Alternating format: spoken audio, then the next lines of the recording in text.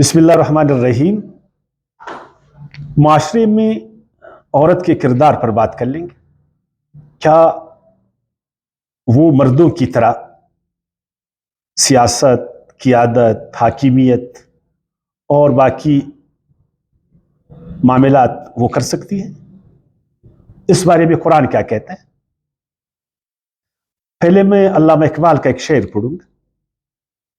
وجود زن سے ہے کائنات میں رنگ، اسی کے ساتھ سے ہے زندگی کا سوز درو۔ واقعی میں اگر عورت کو آپ معاشرے سے نکالیں، معاشرتی معاملات سے آپ ان کو نکالیں، پھر وہ معاشرہ ایک لنگڑا معاشرہ بن جائے گا۔ لنگڑا معاشرہ، 50% عورتیں، 50% مرد۔ کچھ فرق ضرور ہوگا، کچھ فرق ضرور ہوگا، کبھی عورتیں زیادہ کبھی مرد زیادہ۔ تو اگر آپ آبادی کا جو آدھا حصہ ہے آپ معاشرے اس کو نکالیں گے، اس کو آپ سیاست میں نہیں چھوڑیں گے، تعلیم میں نہیں چھوڑیں گے، وہ قیادت نہیں کر سکے گی، وہ حاکمیت نہیں کر سکے گی، اپنی بہترین صلاحیتوں کے ساتھ جو اللہ نے اس کو عطا کی، اپنی بہترین ذہانت کے ساتھ جو اللہ تعالیٰ نے اس کو عطا کی، تو وہ معاشرہ پھر وہ ترقی کر سکے گا؟ وہی تو لنگڑا معاشرہ ہے۔ تو کیا قرآن ایک ایسا حکم، ایک ایسی ہدایت وہ ہمیں دے گا کہ ہمارا معاشرہ بجائے فائدے کے وہ نقصان کی طرف جائے؟ اگرچہ علماء کرام ان کی اکثریت وہ نہیں چاہتے کہ عورت معاشرے میں مردوں کی طرح اپنا کردار بھرپور طریقے سے ادا کرے، وہ یہ بھی نہیں چاہتے کہ عورت سیاست میں آئے، سیاست میں آئے۔ تو وہ کب چاہیں گے کہ عورت سیاست میں آ کر قیادت کرے؟ وہ کب چاہیں گے کہ پھر وہ حاکمیت کرے؟ وہ تو یہ چاہیں گے کہ عورت گھر میں رہے، گھر سے وہ باہر نہیں نکلے۔ لیکن اقبال کا شعر ہم نے پڑھا، وجود زن سے ہے تصویر کائنات میں رکھ۔ یہ جو آج یقیناً واقعی دنیا میں اگر یہ خوبصورتی ہے، اگر یہ رنگا رنگی ہے، اگر کائنات میں کوئی حسن ہے، تو یہ جوڑوں کی وجہ سے، نر اور مادہ، نر اور مادہ، اسی سے اللہ تعالیٰ نسل کو جو ہے نا آگے بڑھا رہے ہیں۔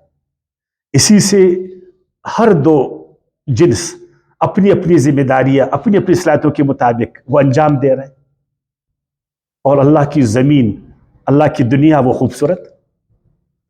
تو کیا قرآن بھی ایسا ہی کہتا ہے جس طرح ہمارے علماء کرام فرماتے کہ عورت گھر میں رہے؟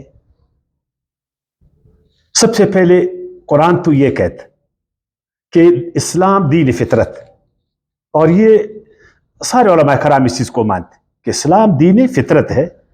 سورہ روم کی آیت 30 میں، فطرت اللہ التی فطر الناس علیہ لا تبدیل لخلق اللہ ذلک الدین القیم۔ صحیح دین یہی ہے کہ اللہ نے انسان کو فطرت کے مطابق پیدا کیا۔ اللہ کی فطرت جس پر اللہ نے انسان کو پیدا کیا اس میں تبدیلی نہیں۔ اب فطرت کیا کہتی ہے؟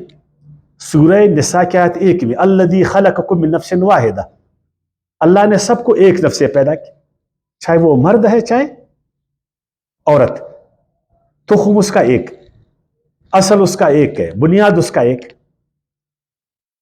اب اگر بنیاد بھی ایک ہے، تخم بھی ایک ہے، اصل بھی ایک ہے، پھر عورت پیچھے کیوں ہے؟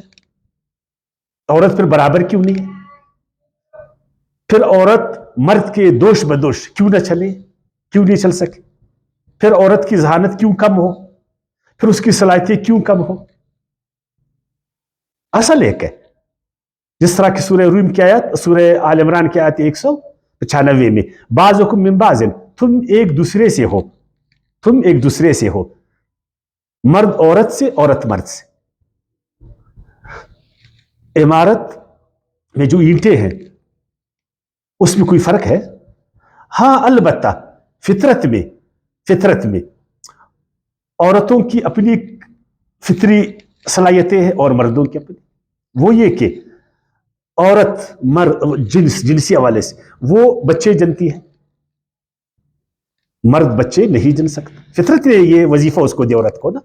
تو اس کا تو یہ مطلب نہیں ہے کہ اگر وہ عورت بچے جنے تو وہ باقی صلاحیتوں میں، باقی چیزوں میں مرد سے کم، بلکہ تو ایک بڑا اچھا کام ہے کہ فطرت نے ایک ایسا وظیفہ عورت کو دی جو بالکل مرد نہیں کر سکے.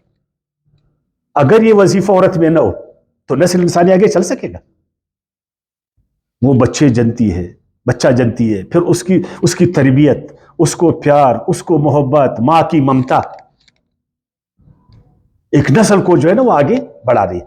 یہ کام مرد کر سکتے. ایسے وقت میں کہ عورت بچہ جن رہی ہے، اس کو پرورش دے رہی، سال، 2 سال، 3 سال، 4 سال، 6 مہینے، 10 مہینے، تو اس کا کفیل کون ہوئے گا؟ وہ مرد ہوئے گا. یہ وظیفہ پھر شریعت نے، فطرت نے مرد کو دیا کہ تمہاری بیوی وہ تمہارے لیے اس نے بچہ پیدا کیا، وہ تمہاری اولاد کی پرورش کر رہی، اپنی ممتا اس کو دے رہی. اب تیری ذمہ داری ہے کہ اس کا تو کفیل بن جائے. اب ہمارے علماء کرام نے اس مسئلے کو کہ چونکہ مرد جا کر کام کرتا ہے، وہ کفالت کرتا ہے، اس لیے بس عورت کو چاہیے کہ وہ ہمیشہ بچے پیدا کرے، ہمیشہ روٹی پکائے، ہمیشہ جو ہے نا وہ کپڑوں کو دھوئے. شریعت ایسا کہتی. اب بچہ اس نے مناسبت سے 1 2 3 جو بھی مناسب حال ہے، اس نے بچے پیدا کیے، اس کے بعد وہ فارغ ہے. اس عمل میں 2 سال، 3 سال، 4 سال، 5 سال لگا. باقی بہت ساری عورتیں وہ بچوں میں ابھی تک نہیں لگے، ان کے بچے بھی جوان ہیں، ان کے بچے نہیں ہیں، تو کیا وہ بھی پھر معاشرے میں کردار نہیں ادا کر سکتے؟ تو اس لیے اللہ تعالیٰ نے فرمایا کہ دوسرا جو اصول اللہ تعالیٰ نے ہمیں بتایا فطرت میں، وہ ہے عدل و انصاف کا اصول. جتنے نبی آئے انہوں نے یہی کہا کہ اللہ پاک نے زمین اور آسمان کو انصاف پر قائم کیا. وَأَقِيمُوا الْوَزْنَ بِالْقِسْطِ وَلَا تُخْسِرُوا الْمِيزَانَ. اے لوگو، اللہ نے زمین اور آسمان کو انصاف پر قائم کیا، لہٰذا اس انصاف کو خراب مت کرنا. جتنے نبی اللہ نے مبعوث فرمائے، ان کو کتابیں دی، ان کو میزان عطا کی، واضح نشانیاں دی. سورۃ الحدید کی آیات 25 میں. کس لیے؟ لیقوم الناس بالقسط، تاکہ انصاف پر قائم ہو جائے. اور آپ صلی اللہ علیہ وسلم نے تو فرمایا سورہ شورى کی آیت 15 میں، وَأُمِرْتُ لِأَعْدِلَ بَيْنَكُمْ، مجھے اللہ نے حکم دیا ہے کہ تمہارے بیچ میں انصاف کروں. تو انصاف پھر یہ ہے کہ عورت گھر میں بند ہو جائے، یہ انصاف ہے. کس حکم سے مردوں نے عورتوں کو جو ہے نا معاشرے میں نہیں چھوڑنا؟ کون سا حکم ہے؟ کیا وہ پردے کے آڑ میں وہ بے انصافی عورتوں سے کریں گے؟ اللہ تعالیٰ نے تو صرف پردے کا بولا ہے نا عورت کو، مرد کو بھی بولا ہے حیا کا. مرد بھی حیا کا خیال رکھے گا، عورت بھی حیا کا خیال رکھے گی، یہی ہے نا. تو اب اس حیا کے آڑ میں، اس پردے کے آڑ میں اب مرد بے انصافی کرے، یہ تو قرآن کا اصول کے خلاف. اللہ کہتے ہیں صرف حیا کا خیال رکھو، جب تم معاشرے میں آؤ پردے کا خیال کرو. مرد کو بھی بولتا ہے. یہ تو قرآن نے کبھی نہیں بولا کہ تم سیاست مت کرو، تم قیادت نہیں کرو، تم حاکمیت نہیں کرو، تم باقی اپنی ذہانت کو. کبھی اللہ تعالیٰ نے قرآن میں بولا کہ تم جہاز مت چلاؤ، تم گھوڑے پر مت بیٹھو؟ بولا کبھی؟ تم زراعت مت کرو؟ کدھر کوئی آیت ہے کہ تم تعلیم حاصل نہیں کرو، تم ڈاکٹر مت بنو؟ کبھی ہے کوئی اس طرح کی بات؟ اگر بولا تو یہی بولا ہے کہ اے عورتو، جب تم نکلو تو حیا کا خیال کرو، پردے کا خیال کرو. اس آڑ میں مردوں نے انصاف کا جنازہ نکالا ہے. تو یہ اصول ہے قرآن کا کہ آپ نے انصاف کا جنازہ نہیں نکالنا ہے، انصاف کو قائم کرنا ہے. اللہ نے برابر کا حق دیا سب کو، کسی فریق کو یہ حق نہیں ہے کہ وہ دوسرے فریق پر ظلم کرے، اس کے ساتھ بے انصافی کرے. تیسرا اصول وہ احترام انسانیت کا ہے نا اصول. ہم فخر کرتے کہ اسلام وہ تمام انسانوں کو یکساں بلا لحاظ احترام دیتا ہے نا، ہمارا یہ فخر قرآن کا. تو کیا عورت کو احترام نہیں ہے؟ اس کو عزت نہیں ہے؟ اس کو شرف نہیں ہے؟ یہ شرف، یہ احترام، یہ فضیلت صرف مردوں کے لیے کہ وہ حاکم بنے.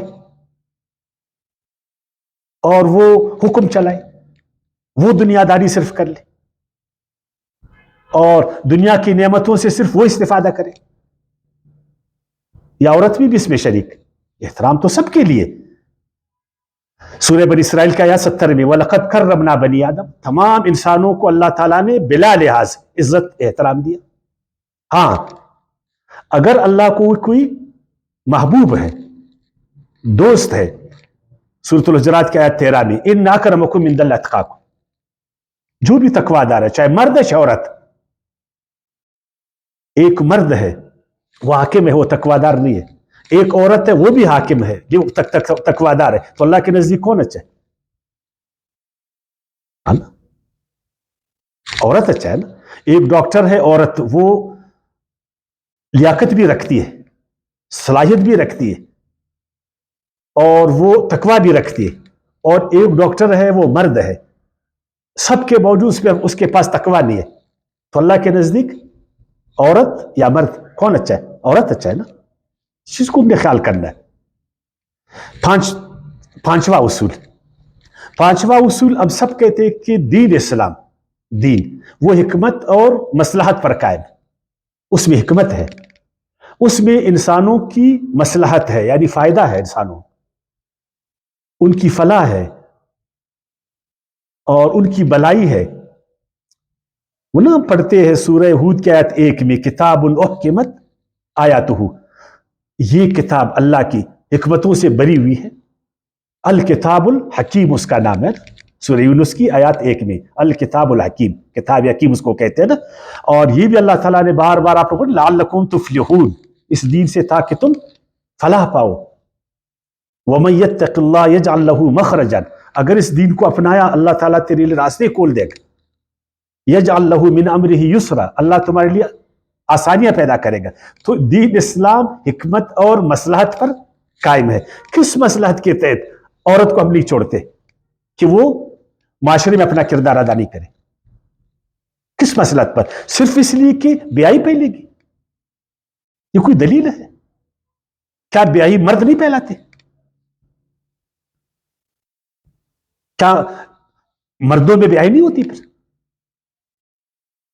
کیا مصلحت ہے, کیا حکمت ہے کہ عورت جو ہے نا وہ عاقبت نہیں کر سکتی؟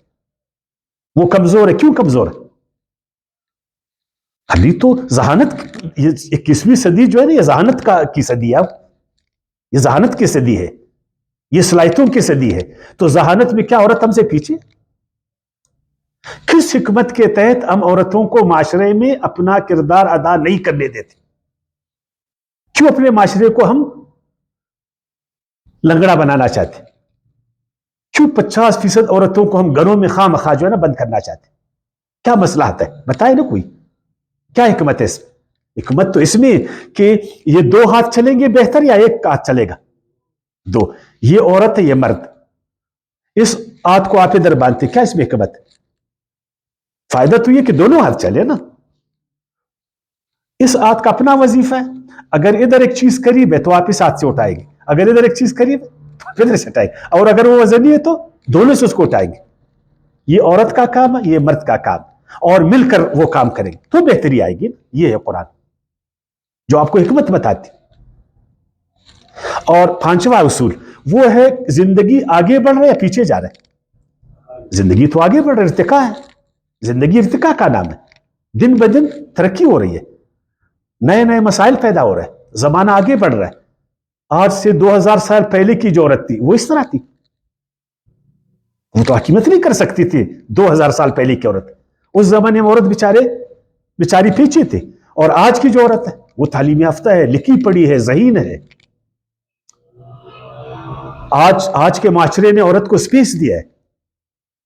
آج عورتوں کے سر پر ریاستیں کڑی ہے, ان کو آئینی حقوق ہے نا, ان کو قانونی حقوق ہے. تو آج کی عورت تو بہت کچھ کر سکتی ہے. آج سے 2000 سال پہلے کی عورت اگر گھوڑے پر سوار ہو جائے گی تو بڑا مسئلہ اس کے لیے پیدا ہے. آج وہ جہاز چلا سکتی. تو کیا ہم 21ویں صدی کے جو تقاضے ہیں ہم اس کو پیچھے کی طرف لے جائیں گے کہ اس زمانے میں عورت ایسا نہیں تھا, اس زمانے میں عورت, وہ دلائل آج اب لائیں گے؟ جبکہ ہم خود کہتے ہیں کہ قرآن مجید جو ہے نا تا قیامت کے لیے اور سب انسانوں کے لیے ہے نا. تو سارے انسانوں کے اپنے تقاضے، ہر ماحول کا اپنا تقاضا. آگے کتنی ترقی ہوئے گی، انسان کہاں کہاں تک پہنچے گا، کتنی جدت آئے گی، کیسی کیسی جدیت سے ہم دو چار ہوئیں گے، کیسے کیسے مسائل آئیں گے. تو پھر ہم عورتوں کو کیوں روکیں گے کہ اپنا کردار، شرعی کردار قرآن کی روشنی میں اس کو وہ ورک نہیں کر لے. اچھا، ایک اور اصول قرآن مجید میں عام آیاتیں بھی ہیں، خاص آیاتیں بھی، اصولی بھی ہے اور کچھ فروعات بھی ہیں. تو آپ ایک خاص آیات کو عام کیوں کرتے کہ نہیں جی آپ صلی اللہ علیہ وسلم نے فرمایا؟ تو بھائی آپ صلی اللہ علیہ وسلم نے دیکھو بالکل فرمایا، مجھے بھی معلوم ہے، بخاری کی حدیث ہے. جب آپ صلی اللہ علیہ وسلم کو پتہ چلا کہ ایران میں انہوں نے بادشاہ کی لڑکی کو جو ہے نا بادشاہ بنایا، تو آپ صلی اللہ علیہ وسلم نے فرمایا یہ لوگ کامیاب نہیں ہوئیں گے. تو ایران کیسے حالات تھے اس زمانے میں؟ بادشاہت تھی، شہنشاہیت تھی. تو آپ صلی اللہ علیہ وسلم وہ حدیث ہے، میں آپ کو پڑھ کر بتاؤں نا، وہاں لن یفلح قوم ولوا امرهم امرات، تو آپ صلی اللہ علیہ وسلم نے یہ فرمایا کہ وہ قوم فلاح نہیں پائے گی، ہرگز فلاح نہیں پاتی، جس نے اپنے امور، اپنے معاملات عورتوں کی سپرد کی. تو خاص ہے، آپ اس کو عام کیوں کرتے؟ یا اس طرح کیا آتی الرجال قوامون علی النساء، غلط ترجمہ کہ مرد جو ہے وہ حاکم ہے، حاکم نہیں، وہ کفیل ہے. یا اس طرح کی آیات وقرن فی بیوتکن، سورہ احزاب کی آیات. تو یہ خاص آیاتوں کو عام کرنا، عام آیاتوں کو خاص کرنا، اور اس سے یہ باور کرنا کہ عورت بالکل معاشرتی ایکٹیویٹیز نہیں کر سکتی، سیاست نہیں کر سکتی، قیادت نہیں کر سکتی. تو یہ کئی عرصوں سے دنیا تمہارے ہاتھ میں، مردوں کے ہاتھ میں، تم لوگوں نے کون سا جو ہے نا ادھر دنیا کو آگے وہ. عورت نے تو پھر بھی اپنا وظیفہ، یعنی بہترین نسل وہ پیدا کرتی، بچوں کی تربیت کرتی ہے. ہم مردوں نے پھر کیا کیا؟ آپ اس کو چھوڑ دیں تو اپنا وظیفہ جو ہے نا، جو فطری وظیفہ ہے، جو شریعت نے اس کو سپیس دیا ہے، ہم کون اس کو روکنے والے؟ اور آخری بات، قرآن مجید تو یہ فرماتا ہے سورہ توبہ کی آیت 71 میں والمؤمنون والمؤمنات بعضهم اولیاء بعض، مومن مرد مومن عورتیں ایک دوسرے کے دوست ہے، ایک دوسرے کے سرپرست ہے، ایک دوسرے کے ولی ہے. جس طرح یہ ہاتھ اس کا کمکار اور یہ ہاتھ اس کا معاون ہے، نہ کہ یہ ہاتھ جو ہے نا یہ اس پر حاکم ہے، یہ دایاں ہاتھ یہ بائیں پر حاکم ہے یا اس کا ولی ہے، اس کا ولی، اس کا دوست، اس کا معاون ہے. عورت مرد ایک دوسرے کے ولی ہے. قرآن کہتا ہے یامرون بالمعروف وینہون عن المنکر ویقیمون الصلاۃ ویؤتون الزکاۃ. امر بالمعروف دونوں کرتے ہیں، نیل منکر کر سکتے، اور اقامت صلاۃ کرتے ہیں، زکوٰۃ دیتے رہتے. تو عورت وہ کر سکتی ہے. اسی وجہ سے اگر آپ اب بھی تاریخ میں امام مالک رحمۃ اللہ علیہ، بہت بڑا امام ہے، وہ یہ کہتا ہے کہ عورت بالکل حاکمیت کر سکتی، سیاست کر سکتی، قیادت کر سکتی. اور یہی بات امام طبری، بہت بڑا مفسر ہے، آپ وہ بھی فرماتے، امام طبری وہ بھی یہی فرماتے. اور یہی بات مولانا اشرف علی تھانوی صاحب بھی کہتے کہ جمہوریت میں بالکل عورت حاکمیت کر سکتی ہے، سیادت کر سکتی ہے، قیادت کر سکتی ہے. ہاں ایک اور بات، ابھی تک مردوں نے عورت کو سپیس نہیں دیا. ابھی تک امریکہ میں جو ہے نا کوئی عورت صدر ابھی تک نہیں بنی ہے نا. ابھی تک جو یورپ جو بہت ایڈوانس، ابھی تک ادھر عورتیں حاکمیت میں بہت کم ہے، سیادت میں بہت کم ہے. ہمارے جاپان میں، چائنا میں، ہمارے ملکوں میں اس کو سپیس نہیں ہے. لیکن شریعت اس کو روکتی نہیں ہے، شریعت اس کو روکتی. آخری بات پھر کہوں کہ ہم آیا کے آڑ میں، پردے کے آڑ میں عورتوں کو گھروں میں بند نہیں کریں، ان سے ان کا حق نہیں چھینے، معاشرتی حق، تمدنی حق، سیاسی حق. اگر اس کو چھینیں گے تو ہمارا ایک ہاتھ پھر بندہ ہوا گا، پھر ہم لنگڑتے چلیں گے. جو دوسری دنیا ہے وہ عورتوں کے ساتھ مل کر دنیا کو ترقی دے رہے، اور ہم جو ہے نا ایک پیر پر لنگڑاتے چل رہے، پھر ہم پیچھے جائیں گے. اگر ہم نے ترقی کرنا ہے، ہم نے اقبال رحم اللہ جس طرح کہنا کائنات میں ہم نے رنگ بھرنا ہے، کائنات میں رنگ بھرنا ہے، تو عورت کو ہم نے سپیس دینا ہے. ہاں شریعت کے موافق، مرد بھی شریعت کا پابند ہے، عورت بھی ہے، ہم مسلمان ہیں، ہم اللہ کے احکامات کے پابند. اللہ کے حکم کو نہ مرد توڑے گا نہ عورت توڑے گا. وما علینا الا البلاغ.